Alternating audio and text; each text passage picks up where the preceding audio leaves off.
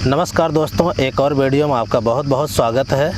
और आज हम स्पेशल जो डिस्कस करने वाले हैं, स्पेशली हम अपनी उत्तराखंड की जो यात्रा है वो समाप्त हो चुकी है।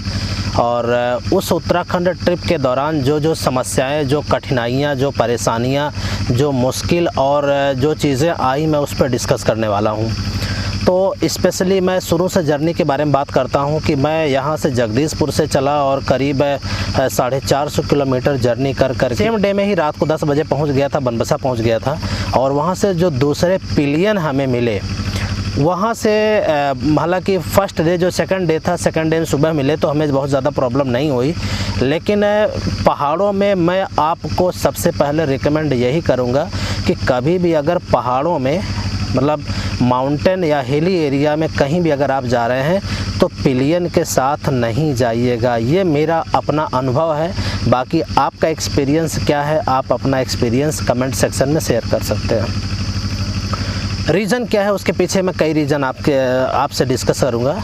पहला तो यह है कि जब चढ़ाई होती है, क्योंकि पहाड़ों में आपको पता है कि हाई एल्टीट्यूड एरिया, लगातार कभी शुरू में पहाड़ में चढ़ाई चढ़नी पड़ती है तो कभी जो है रोड पे ढलान आ जाती है। तो चढ़ाई में इंजन पे बहुत ज़्यादा जोर लगता है। और ढलान में क्या होता है, ढलान में 2-3 समस्याएं एक आती हैं। 2-3 समस्याएं क्या आती है? पहली समस्या क्या आती है कि ढलान में जब आप जाते हैं तो ढलान में पहली जो समस्या आपको सामना करना पड़ेगा वो हाथों पे जोर बहुत ज़्यादा लगे। मतलब ऐसे आप बाइक को करके पकड़े हुए हैं और जो ढलान में रहेंगे तो जो पिलियन का जो वेट है, बाइक का वेट तो है ही, मतलब आप कभी रुकते हैं, बाइक को संभालते हैं तो पैरों पे तो बाइक का वेट जाता ही है।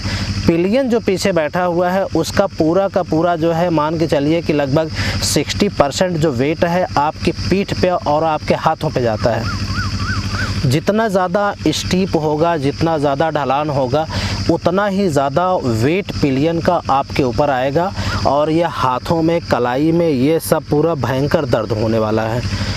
दूसरा जो प्रॉब्लम क्या है कि जो बाइक में अगर बहुत ज़्यादा वेट पहाड़ों में हो जाता है तो आपको बाइक को कंट्रोल करना बहुत भारी पड़ जाएगा।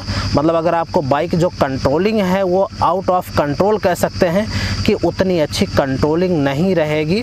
अगर आप सिंगल ड्राइव कर रहे हैं तो बाइक अच्छे से कंट्रोल होती है। अगर आप पिलियन के साथ जा रहे हैं, चाहे लद्दाख जा रहे हैं, चाहे हिमाचल जा रहे हैं, चाहे उत्तराखंड जा रहे हैं, कहीं भी जा रहे हैं, किसी भी पहाड़ी रीजन में जा रहे हैं, तो बाइक की जो कंट्रोलिंग है वो कम हो जाती है। तो जैसा कि आपने सारे वीडियो में देखा, हमारे साथ हर्ष भाई एक दिल्ली से थे। शायद कुछ घंटों की मुलाकात थी और उसके बाद बातचीत होते होते हमारे साथ यात्रा का प्लान बना था, तो साथ में रहे।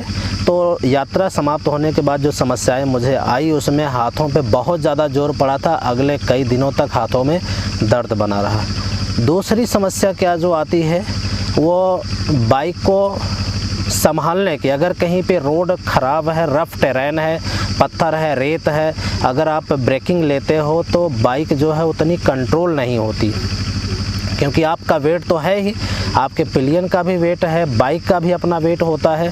तो मतलब बाइक को कंट्रोल करना ऐसे में बड़ा मुश्किल हो जाता है। और जो समस्याएं आती हैं, जैसे जब हम मुक्तेश्वर के रोड पे गए तो मुक्तेश्वर में आपको पता है कि जो हाइट है सबसे ज़्यादा मतलब आसपास के एरिया में पड़ती है, तो चढ़ाई में भी प्रॉब्लम होती है बाइक को, और अगर आप ढलान पे उतर रहे हैं तब भी प्रॉब्लम होती है। तो ख़ास करके वहाँ पे सबसे ज़्यादा प्रॉब्लम हमें आई। चौथी चीज़ हम बात करना चाहेंगे, डिस्कस करना चाहेंगे कि जो विचारों का जो मेल है वो होना बहुत ज़रूरी है। अगर आप किसी पिलियन के साथ जा रहे हैं तो विचार मिलने भी बहुत ज़रूरी है। पिलियन के साथ नहीं भी जा रहे हैं, 2 बाइक पे जा रहे हैं, तो दोनों का अगर विचार मैच नहीं कर रहा है और आपस में मतलब नहीं बैठ रहा, विचार नहीं मिल रहे हैं, तो भी प्रॉब्लम आएगी। पता चला कि आप कंफर्ट, किसी और तरह का कंफर्ट चाहते हैं, अगले का कंफर्ट कुछ और है, और आप कुछ और चाहते हैं, अगला कुछ और चाहता है, तो विचारों का मेल मिलाप नहीं हो पाता। जैसे मेरे संबंध में, मैं वीडियोग्राफी के लिए गया था तो भाई साहब हमारे बार बार हमें फ़ोटोग्राफी के लिए इंसिस्ट कर रहे थे, तो वो सब सारी समस्याएं जो है आपको सहनी पड़ जाएंगी। दोस्तों, ये खूबसूरत नज़ारे मुक्तेश्वर रोड के हैं, भवाली टू मुक्तेश्वर, देख रहे हैं। और खूबसूरत नज़ारे तो हैं भी, इसी के साथ साथ खतरनाक भी है। एक मिनट। और समस्याओं के बारे में हम डिस्कस करेंगे कि बाइक पे अगर किसी और को ट्रैवल करा रहे हैं, पिलियन के साथ जा रहे हैं, तो अगर कभी इन केस कुछ होता है तो होल सोल जो रिस्पॉन्सिबिलिटी है जिसकी बाइक है वो उसी की होती है, चाहे कोई भी राइड कर रहा हो उसी की होने वाली है। तो जिसके नाम से बाइक है उसी को भी होने वाली है। तो मैं आपको बिल्कुल मतलब रिकमेंड करूँगा कि अगर कभी जो मैं अपने एक्सपीरियंस से ही ये सारी चीज़ें मैं शेयर कर रहा हूँ, आपको रिकमेंड करूँगा कि अगर आप कभी पहाड़ों में कभी लॉन्ग ड्राइव पे जा रहे हैं तो आप पिलियन को साथ में कभी भी मत लेके जाइएगा। जो आपके साथ जाने वाला है, जो ट्रैवलर जाने वाला है या जो सहयात्री है, उसको कहिए कि वो अपनी बाइक पे अपने सेटअप के साथ आ जाए।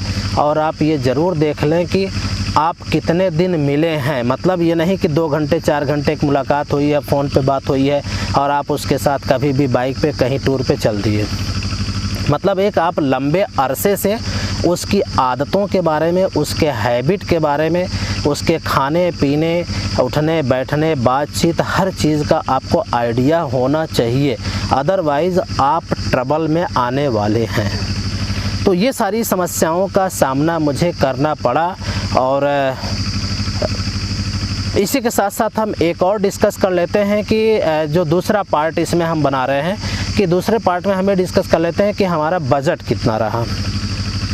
करीब 1500 किलोमीटर की टोटल राइड हमारी हुई थी। यहाँ से जगदीशपुर का हमने जो फुल कराया था टैंक, उसके बाद फिर एक बार भरवाया था तो 1500 रुपये का पेट्रोल जाने में लगा था, 1500 रुपये का आने में लगा था और 2000 का पेट्रोल उधर लगा था।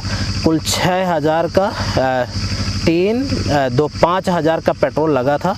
और उस 5000 रुपये के पेट्रोल में मेरा 4000 रुपये का पेट्रोल लगा, जिसमें से 1000 रुपये का पेट्रोल जो है बनबसा से लेकर के हल्द्वानी का वो हर्ष भाई द्वारा शेयर हुआ था। तो इस ट्रिप में मेरा जो अपना पर्सनल मतलब जो तेल का खर्चा था टोटल 5000 का था, जिसमें से 4000 रुपये का खर्चा मैंने किया था। और इसके अलावा होटल स्टे का एक दिन का भी खर्चा नहीं था। रीज़न क्या था कि मेरे बहुत सारे जान पहचान दोस्त वगैरह हैं, तो कोई भी नाइट स्टे हमने होटल पे नहीं लिया था। रीठा साहिब में हमें मिल गया था, रूम मिल गया था, जो कि किसी भी आप गुरुद्वारे में जाएंगे तो अमूमन आपको निःशुल्क ही मिल जाता है। और बनबसा में तो दोस्त ही थे तो उनके यहाँ रुके थे, तो वहाँ भी हमारा उसका पैसा बचा था। वहाँ पे रानी खेत में स्कूल में रुक गए थे तो वहाँ का भी पैसा बचा था। हल्द्वानी में दोस्त के यहाँ रुक गए थे तो उसका भी पैसा बचा था। तो नाइट स्टे का मतलब होटल का खर्चा हमारा पूरा बच गया था। रहा दोस्तों के यहाँ रहने के बाद खाने का भी खर्चा हमारा बचत हुआ। ये एक फ़ायदा रहा। हमारे दोस्तों को भी बहुत बहुत शुक्रिया, जो दोस्त है उत्तराखंड से लेकर के कहीं भी है, मतलब कभी भी जब ट्रिप पे जाता हूँ तो हमेशा हमारे साथ ही आते हैं। तो बाकी खाने का बहुत ज़्यादा खर्चा नहीं रहा है। मुझे लगता है कि 150 रुपये 200 रुपये से ज़्यादा, 200 रुपये से ज़्यादा कभी एक दिन का खर्चा नहीं रहा है। तो उस 4 दिन 5 दिन की ट्रिप में मुझे लग रहा है कि टोटल जो खर्चा पर्सनल था वो 1500 के आसपास आया था। तो 4000 पेट्रोल का और 1500 और प्लस कर लीजिए, 5500 रुपये में ट्रिप जो है समाप्त हो गई थी। और उसकी अगर क्लीनिंग, सफाई और सर्विस वगैरह लगा लीजिए तो 500 रुपये और जोड़ लीजिए उसमें, मतलब 5500 6000 में पूरा जो है ट्रिप हमारा समाप्त हो गया था। तो मैं आपको यही कहना चाहूँगा। इसी के साथ उत्तराखंड का जो वीडियो है वो यहीं पे समाप्त होता है। और आगे की वीडियो आप जो है इस वीडियो के बाद जो लोकल जर्नी है जो हमने यहाँ पे आसपास के क्षेत्रों को एक्सप्लोर किया है उसको आप देख पाएंगे। तो आज का वीडियो कैसा लगा कमेंट अवश्य कीजिएगा। और आपकी राय अगर कुछ है तो उस राय को भी हम जानना चाहेंगे कमेंट बॉक्स में, और अवश्य लिखें। और नोटिफिकेशन वीडियो का नहीं आ रहा है, मुझे पता है कि ये सारी समस्याएं यूट्यूब से हो रही, बहुत सारे लोगों को नोटिफिकेशन नहीं पहुंचा है। तो आप लोग एक बार नोटिफिकेशन देख लीजिए, ऑन है तो ठीक है, नहीं तो उसको नोटिफिकेशन फिर से एक बार ऑन कर दीजिए, जिससे वीडियो का नोटिफिकेशन आपको लगातार मिलता रहे। फिर मिलते हैं नेक्स्ट वीडियो में। Thank you, bye bye.